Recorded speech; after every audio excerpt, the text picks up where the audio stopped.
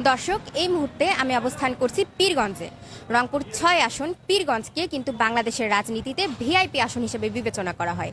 কারণ ইতোপূর্বে এই আসনে ডাক্তার শিরিন শারমিন চৌধুরী, সাবেক প্রধানমন্ত্রী শেখ হাসিনা এবং পল্লীবন্ধু হোসেন মোহাম্মদ এরশাদ কিন্তু পরপর এমপি হিসেবে নির্বাচিত হয়েছিল।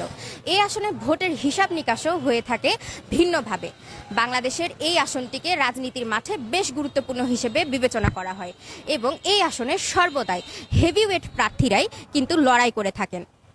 রাজনীতির মাঠে খুব গুরুত্বপূর্ণ এই পীরগঞ্জ আসনটিতে এবার জামায়াতে ইসলামী থেকে প্রার্থী হিসেবে মনোনয়ন পেয়েছেন দেশব্যাপী জননন্দিত বক্তা, জেলা জামায়াতের মজলিসের শুরা ও কর্মপরিষদ সদস্য অধ্যাপক মাওলানা নুরুল আমিন সাহেব। অপরদিকে বিএনপি থেকে এই আসনে মনোনয়ন পেয়েছেন রংপুর জেলা বিএনপির আহ্বায়ক সাইফুল ইসলাম। তিনি উপজেলা ৫ নং মদনখালী ইউনিয়নের একজন সফল সাবেক চেয়ারম্যান ছিলেন। বিজয়ের ব্যাপারে সাইফুল ইসলাম বেশ আশাবাদী। এছাড়াও জাতীয় পার্টি থেকে মনোনয়ন পেয়েছেন উপজেলা জাতীয় পার্টির সেক্রেটারি ও কেন্দ্রীয় কমিটির সদস্য নূর আলম মিয়া জাদু। লাঙ্গলের দুর্গে অনেকটাই কোণঠাসা হয়ে পড়েছেন নূর আলম মিয়া জাদু। নেতাকর্মীদের অসহযোগিতার কারণে জাপার এমন পরিণতি বলে ধারণা করছেন অনেকেই। অন্যদিকে হাত পাখা প্রতীকে ইসলামী আন্দোলনের সুলতান মাহমুদ, ইগল প্রতীকে এবি পার্টির সাদেকুল ইসলাম লড়ছেন। স্বতন্ত্র প্রার্থী হিসেবে ঘোড়া প্রতীকে আবু জাফর মোহাম্মদ নিউ, ফুটবল প্রতীকে খন্দকার শাহিদুল ইসলাম, সূর্যমুখী ফুল প্রতীকে তাকিয়া জাহান চৌধুরী লড়ছেন। এই আসনটি একসময় জাতীয় পার্টির শক্ত দুর্গ হিসেবে পরিচিতি পেয়েছিল। পট পরিবর্তনের ফলে আওয়ামী লীগের দুর্গ ছিল পীরগঞ্জ।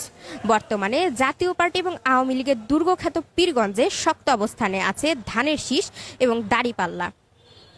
পীরগঞ্জ আসনে জাতীয় পার্টির প্রার্থী নূর আলম মিয়া জাদুর তুলনায় কিন্তু ইসলামী আন্দোলনের প্রার্থী হাতপাখা প্রতীকের সুলতান মাহমুদের অবস্থান বেশ দৃঢ় বলে জানা যাচ্ছে।